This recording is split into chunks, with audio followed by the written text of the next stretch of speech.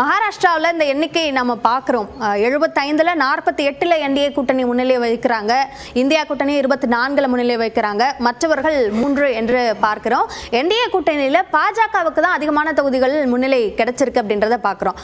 ரொம்ப குறிப்பாக விதர்பா, கொங்கன், அதே மாதிரி மராத்வாடா, இந்த 3 ரீஜன் அப்படின்றது காங்கிரஸ் கூட்டணிக்கு சாதகமான தொகுதிகளாக, மும்பை தானேவும் கூட 50-50 அப்படின்ற ஒரு சூழல் இருந்தது. இப்போ மராத்வாடாவை எடுத்துக்கிட்டோம் அப்படின்னா 48 தொகுதிகளில் முன்னிலை வைக்கிறாங்க என்டிஏ கூட்டணி அப்படின்றத பார்க்குறோம். அப்போ இதை எப்படி புரிஞ்சுக்கிறது? ஆமாம், இந்த ஸ்டேஜில் இந்த முன்னணியை வைத்து நீங்கள் முடிவு பண்ணோம்னா, முன்னாலே நான் நகைச்சுவையா சொல்ற மாதிரி சொன்னேன்.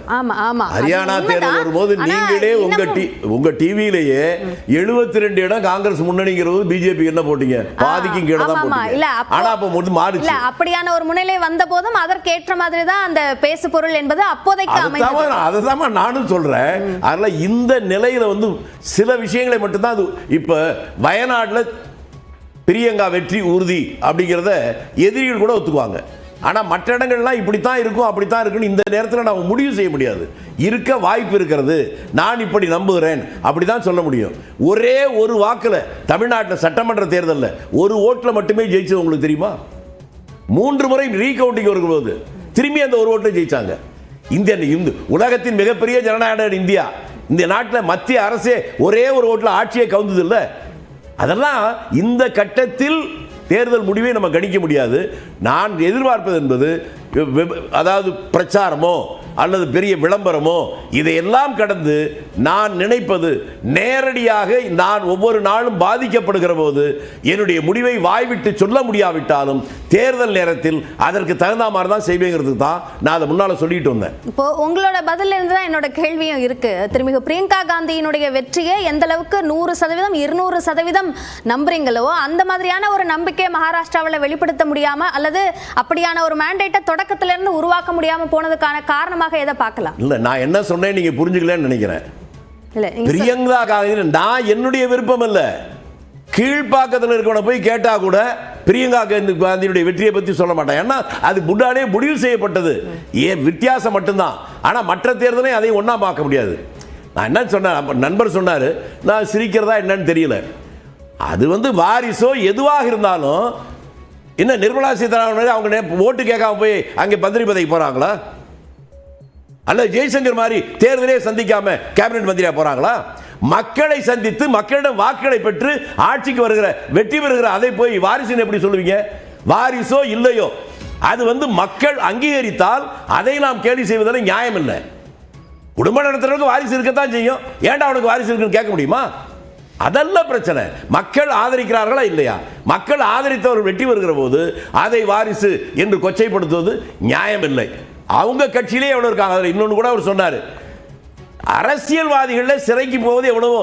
ஜார்க்கண்ட் முதலமைச்சர் இருந்தவர் அவர் சிறைக்கு போனார்னு நான் அவரே திரும்பி கேட்கிறேன். சிறைக்கு போனது மட்டுமல்ல, அந்த நீதிமன்றமே இந்த மாநிலத்துக்குள்ளே ஒருத்தர் இருக்கக்கூடாது அப்படின்னு வெளியே அனுப்புறவர்களாம் இன்னைக்கு உச்சகட்டத்தில் பெரிய பதவியில் மந்திரி சபையில் இல்லையா? அதனால அரசியலில் சிறைக்கு போவதா இல்லை என்பதில்லை. பிரச்சாரம்னா இப்ப பிரச்சாரம் பண்றவங்களுக்கு தான் வெற்றினா தமிழ்நாட்டினுடைய முதலமைச்சர் சாலமன் பாப்பையா தான் முடியுமா? அதனால நான் சாதாரண காலத்தில் பிரச்சாரங்கள் ஈடுபடலாம். இன்றைக்கு சாதாரண காலம் நான் நினைக்கல.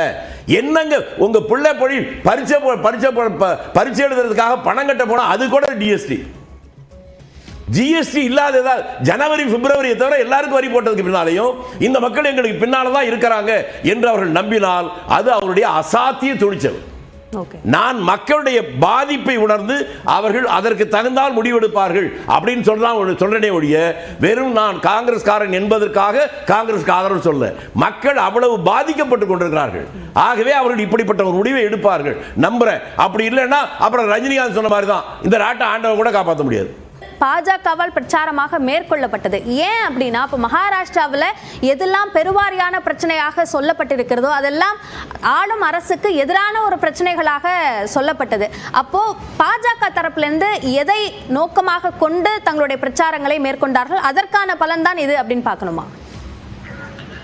அதாவது மகாராஷ்டிரா பொறுத்த வரைக்கும் அங்க இருக்கிற ஒரு 2 எதிர்கட்சிகள் இருக்காங்களே, அதாவது ஒரு கட்சி 2ஆக உடைந்து நேஷனல் காங்கிரஸ் பார்ட்டியாக இருக்கட்டும், இல்லைன்னா வந்து சிவசேனாவாக இருக்கட்டும், இவர்கள்ல வந்து யார் வந்து உண்மையான தலைவர், அதாவது அவர்கள் கட்சிக்கான தலைவர், அந்த மாதிரியான தேர்தலை தான் நான் பார்க்கிறேன். இதர் இது ஏக்நாத் ஷிண்டேவாக இருக்கட்டும், இல்லைன்னா வந்து உத்தவ் தாக்கரேவா இருக்கட்டும், இல்லைன்னா அங்க வந்து சரத் பவார், இங்க வந்து அஜித் பவார், இவர்களுக்கு வந்து யார் வந்து உண்மையான சிவசேனா, உண்மையான என்சிபி அப்படின்றது நிலைநாட்டுறதுக்கான ஒரு தேர்தலாக தான் இதை பார்க்கிறேன். மற்றபடி பார்த்தீங்கன்னா பிஜேபிக்கும் காங்கிரஸுக்கும் வந்து இங்க வந்து எப்பவுமே வந்து அங்க வந்து ஒரு செகண்ட் லெவல் டிரைவிங் சீட்ல தான் இருப்பாங்க. முன்னாடி வந்து எப்படி இருந்தாலும் சிவசேனா தான் இருந்துட்டு இருந்தாங்க, இல்ல நேஷனல் சரத்பவார் சார்ந்த கட்சி தான் இருந்தது.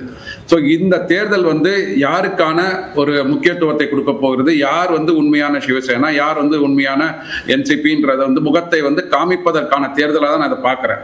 ஸோ மகாராஷ்டிரா பொறுத்த வரைக்கும் ஆன்டி இன்கம்பன்சி இருக்குன்னாங்க, பட் ஆன்டி இன்கம்பன்சி இருந்த மாதிரி தெரியல. ஸோ மக்கள் அங்கே பார்த்தீங்கன்னா இந்த ஏக்நாத் ஷிண்டே அவர்கள் ஒரு நல்ல ஒரு முகமாக வளர்ந்து கொண்டு வருகிறார். ஏன்னா வந்து லோக்கல்ல போயிட்டு அங்கே ரீச் பண்ணும்போது ஏக்நாத் ஷிண்டேவோட பிராண்டுன்னு சொல்லுவாங்க பார்த்தீங்களா, அது வந்து ஒரு 3 வருடங்களுக்கு முன்னாடி இருந்ததை விட இப்போ வந்து ஒரு வெகு இதுவாக வந்து மக்களிடையே வந்து வரவேற்பை பெற்ற ஒரு பிராண்டா மாறிட்டார் அவர். அதாவது நம்மளுக்குள்ள ஒருத்தரா இருக்கிறார், ஒரு முதல்வர் நமக்குள்ள ஒருத்தரா இருக்கிறாரு அப்படின்ற ஒரு பிராண்ட் இமேஜ் வந்ததுனால தான் we are able to see the trend now. Okay, எல்லா கருத்து கணிப்பிலும் பாத்தீங்கன்னா ஒரு டச் அண்ட் கோல தான் இருக்குன்ற மாதிரி சொன்னாங்க. இன்ஃபேக்ட் ஒரு 3 மாதங்களுக்கு முன்னாடி பாத்தீங்கன்னா மகா விகாஸ் அகாடி தான் வந்து லீட் எடுக்க போகுது, எட்ஜ் இருக்கும் அப்படின்னாங்க. பட் களம் வந்து ஸ்லோவா மாற ஆரம்பிச்சுதுங்க. ஈவன் இந்த ஒப்பீனியன் போல்ல கூட டச் அண்ட் கோல தான் இருக்கிற மாதிரி இருக்கு. பட் இப்ப பாத்தீங்கன்னா ட்ரெண்ட் பாத்தீங்கன்னா இட் இஸ் பிஜேபி மக்கா யுதி கூட்டணி வந்து ஒரு நல்ல ஒரு லீடிங்ல போற மாதிரி இருக்கு. அப்கோர்ஸ் இது வந்து போஸ்டல் பேலட்ஸ் வந்து இருக்குது, இதனோட லீடு இன்னும் போக போக தெரியும். பட் இருந்தாலும் there is a positive direction. இங்க வந்து மக்கா யூத்திக்கு வந்து மக்கள் வந்து ரெகக்னிஷன் கொடுத்திருக்கிறாங்க, ஒரு கெயின் வந்திருக்கு, அட்வான்டேஜ் வந்திருக்கு.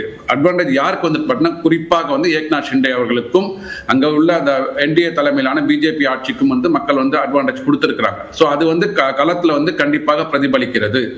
ஆனா இதுல மக்கா விகாஸ் அகாடி போது திரு சுப்பிரமணியன், முகம் எந்த கட்சியினுடைய முகம் யார் என்பதை தீர்மானிக்கக்கூடிய ஒரு தேர்தல் அப்படின்னு சொன்னீங்க. ரொம்ப முக்கியமான ஒரு கருத்து அது. ஆனா லோக்சபா தேர்தலில் அது சரத்பவாருக்கு சாதகமான ஒரு விஷயத்தை உருவாக்கி இருந்தது இல்லையா? போட்டியிட்ட தொகுதிகளில் 80% கைப்பற்றிய கட்சி சரத்பவார் தலைமையிலான என்சிபியாக இருந்திருக்கு. அப்போ அஜித் பவார் அப்படியாக இல்லை அப்படின்னு பார்க்கணுமா? நீங்க குறிப்பிட்ட மாதிரி சிவசேனாவோட ஒப்பிடும்போது ஏக்நாத் ஷிண்டேக்கு சாதகமான ஒரு சூழல் இருந்தது. ஆனா என்சிபியை பொறுத்த வரைக்கும் சரத்பவாருக்கு சாதகம். ஒரு தேர்தலில் வந்து ஒரு தோல்வியை தழுவுகிறார்களோ இல்லைன்னா வந்து கம்மியான தொகுதிகளை வாங்குறாங்கன்னா அடுத்த தேர்தலில் வந்து தங்களை சரி செய்து கொள்வார்கள். ஓகே, அந்த இன்ட்ராஸ்பெக்ஷன்ல வந்து பிளான் பண்ணிட்டு அந்த தோல்வியை வந்து ஒத்துக்கொண்டு அடுத்த தேர்தலில் வரும்போது அந்த ஸ்ட்ராட்டஜியை வந்து புதிதாக கட்டமைத்துக் கொள்வார்கள். அதுல தான் பிஜேபி வந்து எப்பவுமே ஸ்ட்ராங்கா இருக்கும். அதாவது வந்து தோல்வி வந்துடுத்து, அதனால வந்து நம்ம உள்ள பார்ட்டியில உள்ளவங்களை மட்டும் தலைவர்களை மட்டுமே குற்றம் சாட்டி அவர்களை வந்து ஒதுக்கி விட்டு அடுத்தது புதுசாக இறக்குற மாதிரி களத்துல இறக்குற மாதிரிலாம் பண்ண மாட்டாங்க. ஓகே, இங்க இருக்கிற நம்ம கட்சியில வந்து ஏதாவது பிரச்சனைகள் இருந்தாலும் இல்லை எதிர்கட்சியில உள்ள கூட்டணிகள்ல பிரச்சனை இருந்தாலும் அதை எப்படி வந்து ஒன்று சேர்த்து அடுத்து வர தேர்தல் ஓகே எப்படி வந்து எதிர்கட்சி ஐஎன்டிஏ கூட்டணியாக இருக்கட்டும், மகா விகாஸ் அகாடியா இருக்கட்டும், எப்படி அவர்களை வீழ்த்தி நம்ம வந்து அடுத்த லெவல்ல போறது அப்படின்ற ஒரு ஸ்ட்ராட்டஜியில வரும்போது இவர்கள் தங்களுக்கு உண்டான தொகுதிகளாக இருக்கட்டும் அல்ல தங்களோட உரிமைகளையும் விட்டு கொடுப்பதற்கு தயங்கவே மாட்டார்கள். ஓகே, இவர்களோட இலக்கு வந்து பாத்தீங்கன்னா அதாவது ஐஎன்டிஏ கூட்டணியா இருக்கட்டும், மக்கா விகாஸ் அகாடியா இருக்கட்டும், அவர்களை வந்து எப்படி வந்து செகண்ட் எதிர்கட்சியில உட்கார வைக்கிறது, அதுதான் இவரோட குறிக்கோளா இருக்கும். அதற்கு எந்த ஸ்ட்ராட்டஜி பண்ணினாலும் எதிர்கட்சி நம்ம கூட்டணி கட்சியில உள்ள இதை வந்து விட்டு கொடுப்பதற்கு தயங்கவே மாட்டார்கள். சரி, திருச்சி வேலுசாமி, நம்ம மகாராஷ்டிராவில் இந்த எண்ணிக்கை நம்ம பார்க்குறோம். 75ல் 48ல் என்டிஏ கூட்டணி முன்னிலை வைக்கிறாங்க, இந்தியா கூட்டணி 24ல் முன்னிலை வைக்கிறாங்க, மற்றவர்கள் 3 என்று பார்க்கிறோம். என்டிஏ கூட்டணியில் பாஜகவுக்கு தான் அதிகமான தொகுதிகள் முன்னிலை கிடைச்சிருக்கு அப்படின்றத பார்க்குறோம். ரொம்ப குறிப்பாக விதர்பா, கொங்கன், அதே மாதிரி மராத்வாடா, இந்த 3 ரீஜன் அப்படின்றது வந்து காங்கிரஸ் கூட்டணிக்கு சாதகமான தொகுதிகளாக, மும்பை தானேவும் கூட 50-50 அப்படின்ற ஒரு சூழல் இருந்தது. இப்போ மராத்வாடாவை எடுத்துக்கிட்டோம் அப்படின்னா 48 தொகுதிகளில் முன்னிலை வைக்கிறாங்க என்டிஏ கூட்டணி அப்படின்றத பார்க்குறோம். அப்போ இதை எப்படி புரிஞ்சுக்கிறது? ஆமாம், இந்த ஸ்டேஜில் இந்த முன்னணியை வைத்து நீங்கள் முடிவு பண்ணோட முன்னாலே நான் நகைச்சுவையா சொல்ற மாதிரி சொன்னேன். ஹரியானா தேர்தல் வரும்போது நீங்களே உங்க டிவியிலேயே 72 இடம் காங்கிரஸ் முன்னணிங்கிறது பிஜேபி என்ன போட்டீங்க, பாதிக்கும் கீழே தான் போட்டீங்க. ஆனா அப்ப மாறிச்சு. அப்படியான ஒரு முன்னிலை வந்த போதும் அதற்கேற்ற மாதிரி தான் அந்த பேசு பொருள் என்பது அப்போதைக்கு அமைந்தது. அதுதான் நானும் சொல்றேன். அதனால இந்த நிலையில வந்து சில விஷயங்களை மட்டும்தான் அது இப்ப வயநாடுல பிரியங்கா வெற்றி உறுதி அப்படிங்கிறத எதிரிகள் கூட ஒத்துக்குவாங்க. ஆனா மற்ற இடங்கள்லாம் இப்படித்தான் இருக்கும் அப்படித்தான் இருக்குன்னு இந்த நேரத்தில் நம்ம முடிவு செய்ய முடியாது.